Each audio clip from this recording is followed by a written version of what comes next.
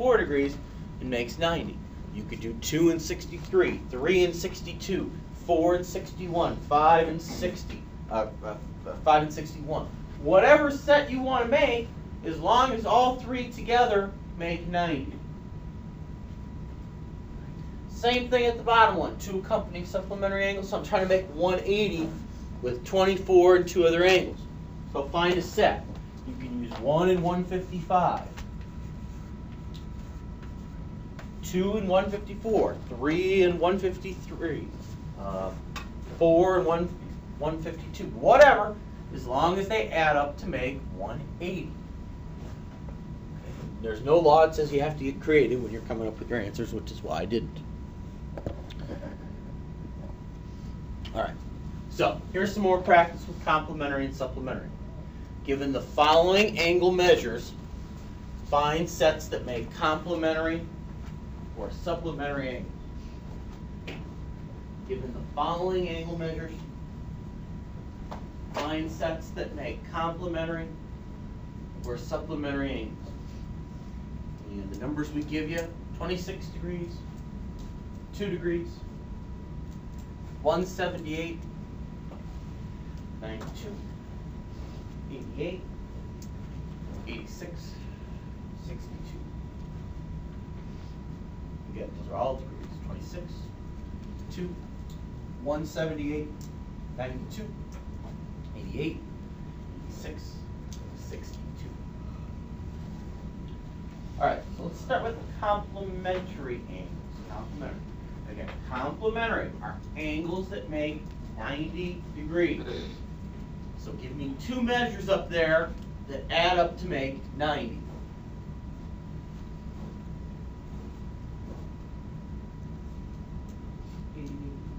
$88 and 2 is the most obvious. Right? 88 degrees and 2 degrees add up to make 90 degrees. There's one answer up here that's a little less obvious. Does anybody spot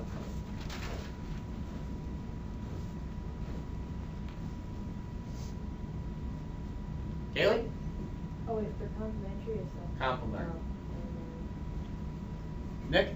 26 and 62. 26 and 62, not quite, but you're close.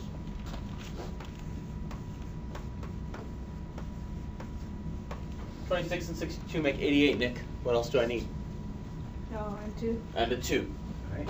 Those 3 add up to make 90 degrees.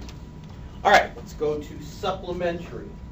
Supplementary, looking to make 180. Kaylee? 178 and 2 added together make 180 degrees. Anybody see any other ones that are a little less obvious? Actually, there's one that's pretty obvious. You could do 92 and 88. 92 and 88 make 180. That fact, you could throw out there 86, 2, and 92. And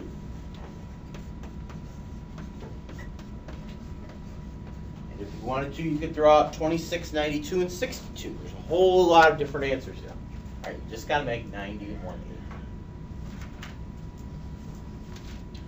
All right, enough about supplementary and complementary. Let's move to the next topic. All right, the next topic of concern was the topic of vertical angles. We talked about vertical angles in the definitions. There was a drawing up there. Vertical angles are angles that we most often say are the ones that are across from each other. They can be across from each other in any way, shape, or form. Left, right, top, down, diagonally. They're just across from each other. So, in this particular problem, I've got vertical angles. And it says in the angle diagram, angle 3 equals 111 degrees. Find the measure of angles 1, 2, and 4. The angle diagram, angle 3 equals 111 degrees. Find the measure of angles 1, 2,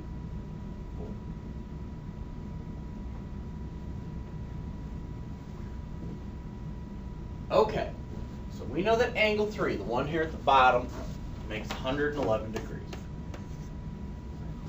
angle 1 is the one that's right across from it. What? Okay. The one right across from it is angle 1. It has the exact same measure. So angle 1 is also 111 degrees. There's one of my answers. Now, from here you've got some options. You can go with angle 2 or go with angle 4 for the next part. Let's go with 2 because it's easy. All right. If I cover up 4 and 3, what you see are that angle 1 and 2 put together make a straight line. We know that straight lines have to make 180 degrees. This portion up here is 111 of those degrees. So if these two together make 180, and this part is 111, that means this part here, 2, has to be 69 degrees. 69 and 111 together make 180. Now, a few different ways you can get 4 then. Most obvious though is that 2 and 4 are also vertical angles. They're across from each other. So 2 and 4 have the exact same measure. So if 2 is 69 degrees, then 4 is also 69 degrees. All right.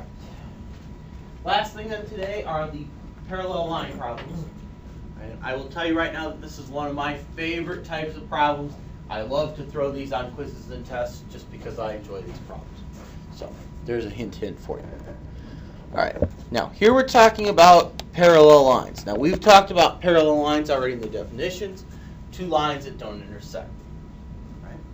When I have two parallel lines and I cut them with another line called a transversal, T-R-A-N-S-V-E-R-S-A-L, a transversal, that's a good extra credit question. I form a whole bunch of different types of angle pairs. As you can see, I've got my two parallel lines in this drawing here. These arrows that you see are what means parallel. Right? That's why the arrows are there. They're not just random. Those actually do mean parallel. And as you can see, I've cut those parallel lines with this line here. That's that transversal I mentioned. T-R-A-N-S-V-E-R-S-A-L, transversal. All right. It makes three different types of angle pairs. First one is called corresponding. Corresponding angles are in the same relative location and they are congruent. Corresponding angles are angles in the same relative location and they are congruent. Corresponding angles are angles in the same relative location and they are congruent. Give you a for instance. If I'm looking at angle 1. Angle 1 is above a parallel line and to the left of the transversal. The other thing that's above the parallel line and to the left of the transversal is angle 5, above and left. So 1 and 5 are a pair of corresponding angles. Angle 3 is below a parallel line and to the left of the transversal. The other one that's beneath the line and to the left is 7. So 3 and 7 are corresponding. Same things for 2 and 6. 2 and 6 are both above and to the right. And for 4 and 8, both beneath and to the right. All of those features property of congruence. So if I tell you that angle 1 is 70 degrees, then angle 5 is also 70 degrees. All right. Next one is alternate interior angles. Alternate interior angles. Alternate interior angles are between parallel lines